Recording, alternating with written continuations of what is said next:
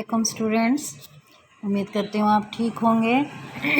आइए आज का लेक्चर स्टार्ट करते हैं। हमारे शायर हैं शेख ग़ुलाम हमदानी मसफ़ी, उनकी दूसरी गज़ल आज हम स्टार्ट करते हैं।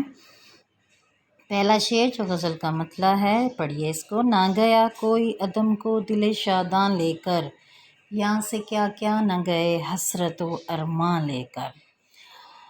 मुश्किल अल्फाज के मैंने देखिए। अदम आखरत अगला जहां, दिल शादां खुश व खुर्रम पुरमसरत दिल लेकर, हसरत ना तमाम आरज़ुएं नाकाम आरज़ुएं अरमान आरज़ू। तशरीह आप पहले मफ़हूम की तरफ आइए। शायर कहता है कि आखरत के जो सफ़र है उस पर जाते हुए कोई भी खुश नहीं जाता, बल्कि अपने साथ हसरतों का एक जहान लेकर जाता है। तशरीह देखिए इसकी। अब यहाँ शायर ने यही बयान किया है कि इंसान का जो सफ़र आखरत है उसको और उसकी कभी ना ख़त्म होने वाली तमन्नाओं का ज़िक्र किया है। कि आप देखिए, इब्तिदा में जब इंसान इस दुनिया से अदम इस दुनिया की तरफ आता है तो रोते हुए वो आता है और उसे यहाँ आना पसंद नहीं होता, लेकिन जब यहाँ इस दुनिया में आता है, बसता है, रहता है, रिश्ते नाते कायम हो जाते हैं, उसका दुनिया से दिल लग जाता है और दुनियावी मादिया साइशों में घिर कर जाता है, तो फिर वो सब कुछ भूल जाता है और ये भी नहीं जानता कि वक्त आखिर आएगा और उसे इस दुनिया से जाना है। वो ये समझता है कि ये दुनिया ही उसके लिए सब कुछ है, मगर जब वक्त मरने का वक्त आता है तो इंसान यही समझता है कि हम क्या रहे यहाँ, अभी आए और अभी चले। तो शायर ने भी यही ख्याल किया है, यहाँ इस बात को ज़ाहिर किया है कि आखिरत की तरफ जब कोई शख्स जाता है तो इस दुनिया में कोई भी शख्स ऐसा नहीं है तो खुशी और मसरत के साथ इस दुनिया से चला जाए, बल्कि यहाँ से बहुत सारे ऐसे ही हैं, तकरीबन तमाम लोग ऐसे जाते हैं जो हसरत व अरमान तमाम आरज़ुएं ख्वाहिशात लेकर जाते हैं, क्योंकि उस वक्त इंसान को याद आता है कि मेरा तो ये काम नहीं हुआ, ये हुआ, ये नहीं हुआ, ये पाया, ये नहीं पाया, वो मिला, ये नहीं मिला। यही उसके इख्तिताम ज़िंदगी का मंजरनामा होता है। वह यहाँ इंसान आता है मगर जाता है हसरत व आरज़ुएं लेकर। किसी शायर ने क्या खूब कहा है, हम जहाँ में आए थे तन्हा वले, साथ अपने अब इसे लेकर चले। ठीक है, आइए अगले शेर की तरफ। बाग़ वो दश्ते जनूं था कि कभी जिसमें से, लालाओ गुल गए साबित ना गिरबां लेकर। दश्ते जनूं दीवानगी, ठीक है, उसका जंगल, दीवानगी का जंगल, दीवानगी का सहरा, लाला सुर्ख रंग का फूल, गुल गुलाब का फूल, गिरबां कमीज़ का वो हिस्सा जो गले के करीब होता है। मफ़हूम देखिए, इस दुनिया से कोई भी महफूज और सलामत नहीं गया, ये दश्ते जुनून हर गिरबां चाक करके छोड़ता है। अब इस शेर में शायर ने तशबीह की उम्दा मिसाल दी है कि दुनिया को एक बाग से, दुनिया वैसे तो एक बाग है मगर यहाँ उसने, आप देखें, बाग वो दश्ते जनू था, दुनिया को बाग से तशबीह उसने दी है, साथ ही उसने सन्नत तज़ाद जो है उसका भी इस्तेमाल किया है। अब शायर ये कहता है कि ये दुनिया एक ऐसा बाग है जिसका हर फूल हर गुल अपनी रनाई बरकरार ना रख सका, कि आलमी जुनून में वहशत ज़दा आशिक और दिल शिकस्ता सहरा जंगलों का रुख करता है। वहशत क्योंकि वसत जो है उसकी वजह से देखें कि वो अपना गिरबान तार धज्जी धज्जी दामन को अपना परचम बनाते दश्त की तरफ फिरता रहता है।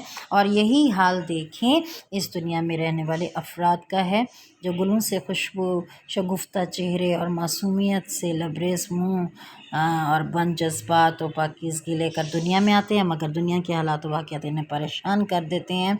यहाँ तक कि आप देखें वो मुरझा कर रह जाते हैं। हर शख्स लुट लुटा कर अपने तमाम मालो मता खो कर अपनी मासूमियत और सालमियत जो है वो तार तार करके इस दुनिया से रवाना हो जाता है। ठीक है, और यही शायर ने यहाँ देखें खूब कहा है, फाड़ा हज़ार जा से गिरेबां सब्र मीर, क्या कह गई नसीम सहर गुल के कान में। आइए आप देखें शेर यहाँ आपने लिखा हुआ पड़ा होगा, आपके जुनून में फासला शायद ना खुश रहे, दामन के चाक और गिरेबां के चाक में। ये दूसरे शेर के साथ इसको आप अटैच करेंगे।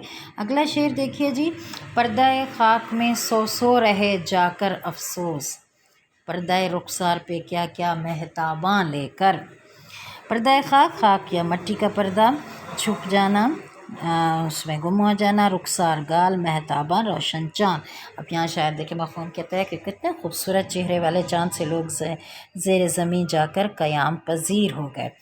तशरीह में आइए देखिए शायर ने खूबसूरत चेहरे वाले लोग जो हैं उन पर बड़े हसरत और मरोल भरे अंदाज में इज़हार ख़याल उनके बारे में किया है कि आप देखें कि दुनिया में वो कहता है कि अल्लाह ताला ने कायनात बनाई, खूबसूरत हसीन बनाए, और उसमें खूबसूरत और हसीन चेहरे वाले लोग भी उसने पैदा की है। दुनिया का सिलसिला के ऐसा है कि इस दुनिया को दवाम हासिल नहीं है, चल चलाव का सिलसिला जारी है। जो यहाँ आया है उसने वापस भी जाना है, और यही बात है कि अपनों को दिन रात मरते और ज़मीन की तह में समाते हम देख रहे होते हैं, लेकिन हमें पता नहीं होता कि ये लोग कहाँ जाते हैं। शायर ने यही कहा है नासिर काज़मी कि जिन्हें हम देख कर जीते थे नासिर, वो लोग आँखों से ओझल हो गए हैं।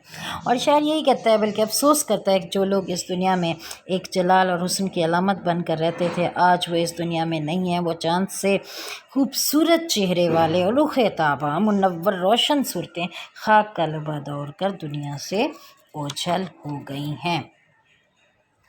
सब कहाँ कुछ लाला व गुल में नुमायाँ हो गईं, खाक में क्या सूरतें होंगी कि पिन्हा हो गईं।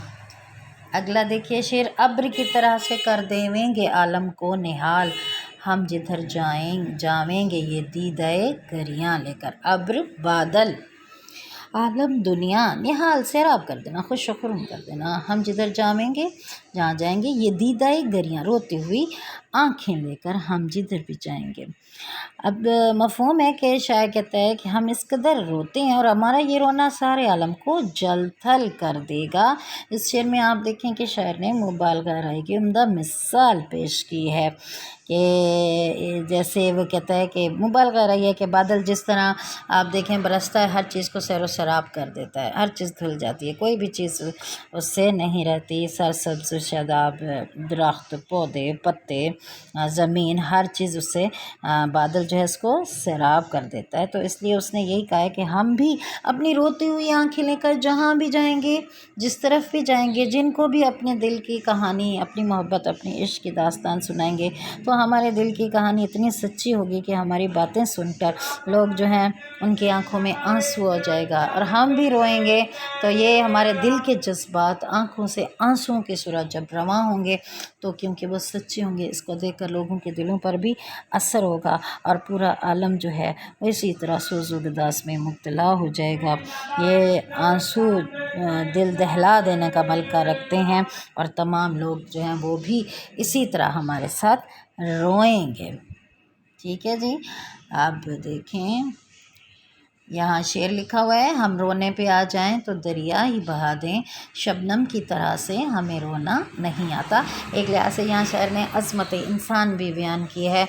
इंसान अज़मत ऐसी है कि इंसान कुछ करने पे आए तो बहुत कुछ कर गुज़रता है, और रोना तो फिर मामूली सी बात है, दुनिया को रुलाना भी कोई बड़ी बात नहीं है।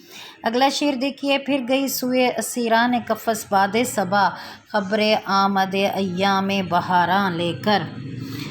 फिर गई उस तरफ गई सुए तरफ असीरान कफ़स यानी पिंजरे में कैद जो कैदी हैं, बाद सबा सुबह की हवा, आमद आना अय्याम बहार के दिनों की खबर लेकर। यहाँ पे आप देखें शायर ने बाहर के दिनों के खुशखबरी सुनाई है कि सुबह की ठंडी हवा पिंजरे में बंद कैदी परिंदे की तरफ ये पैगाम लेकर गई है कि अब बाग में बहार आई है, यानी बाहर के मौसम का उसने ज़िक्र किया। और आप सब जानते हैं कि बाहर का मौसम बहुत खूबसूरत और हसीन होता है, हर चीज़ पर आनाई दिलकशी छाई जाती है, और इस मौसम में हर चीज़ आज़ादाना खुश व खुर्रम रहना चाहती है, अपने ख़यालात का इज़हार करती है। परिंदे आज़ादाना घूम फिर रहे थे, मगर वो परिंदे जिन्हें आप देखें उनके कफ़स में पिंजरे में उन्हें कैद कर दिया जाता है, वो इन आज़ाद फ़िज़ाओं से मायूस महरूम होते हैं और वो परेशान होते हैं। तो शायर ने इसी तरह ज़िक्र किया है कि बाद सुबह की ठंडी हवा फिर उनके पिंजरे की तरफ गई है, ये पैगाम लेकर बहार की आमद है, फिर बहार आ रही है और तुम इसी तरह आज़ाद हो जाओगे और आज़ाद फ़िज़ाओं में बहार के मौसम से लुत्फ़अंदोज़ होगे। اگلا شعر ہے جی، مصفی گوشہ عزلت کو سمجھ تخت شہی، کیا کرے گا تو اب بس ملک سلیمان لے کر۔ مصفی یہاں شعر جو ہے وہ مقطع ہے، شاعر نے اپنا تخلص استعمال کیا ہے۔ گوشہ عزلت یعنی تنہائی کا گوشہ، تخت شاہی بادشاہی کا تخت سمجھ لے تو اب بس بیکار فضول ملک سلیمان یعنی حضرت سلیمان علیہ السلام کی بادشاہت۔ اب دیکھیے شاعر کہتا ہے کہ اے مصفی، تو گوشہ عزلت کو تخت شاہی سمجھ بھلا، تو فضول تخت سلیمان لے کر کیا کرے گا۔ یعنی اس دنیا کی رنگینیوں سے منہ موڑ کر شعر اللہ تعالیٰ کے حضور اس کے ذکر میں مشغول ہے۔ اس لیے وہ کہتا ہے کہ قناعت جو ہے سب سے بڑی دولت ہے، اور یہ سرمایہ جس شخص کے ہاتھ میں آتا ہے اسے دنیا کی قیمتی شے بھی بیکار نظر آتی ہے۔ اس لیے وہ اپنے آپ سے مخاطب ہو کر کہتے ہیں، مصفی تیرے لیے یہ خلوت اور تنہائی شاہی کے مترادف ہے، تو سلیمان جیسی بادشاہت کی آرزو نہ کر کہ وہ تیرے لیے کسی کام کی نہیں ہے۔ یعنی شاعر نے یہی بات بیان کی ہے کہ ایسی بادشاہت حاصل کرنے کی ضرورت نہیں ہے جو چند دنوں کی ہو۔ تخت سلیمان، حضرت سلیمان علیہ السلام جو ہے اس نے بیان کیا کہ آپ دیکھیں انسانوں کے ساتھ ساتھ جنوں، حیوانوں اور پرندوں کے بھی بادشاہ تھے، لیکن کیا ان کی بادشاہت جو ہے وہ بھی معینہ مدت تک تھی، ہمیشہ کے لیے نہیں تھی۔ لیکن وہ کہتا ہے جو میرے پاس ہے گوشہ عزلت، یہ وہ تخت شاہی ہے جو ہمیشہ کے لیے رہتا ہے، اور ہمیشہ ہی مجھ سے نہ تو یہ کوئی چھین سکتا ہے، اور نہ ہی مجھے اس کو کہیں اس کے لٹ جانے کا خطرہ ہے، بلکہ یہ ہمیشہ ہی رہے گا۔ اس لیے اس نے کہا ہے کہ بادشاہت حاصل کرنے کی ضرورت نہیں ہے جو چند دنوں کی ہو، جس کے چھن جانے کا ہر وقت دھڑکا سا لگا رہتا ہے۔ ٹھیک ہے، اب دیکھیں شعر بھی یہاں نہیں ہے، آپ کو میں بتاتی ہوں۔ ہستی اپنی حباب کی سی ہے، یہ نمائش سراب کی سی ہے۔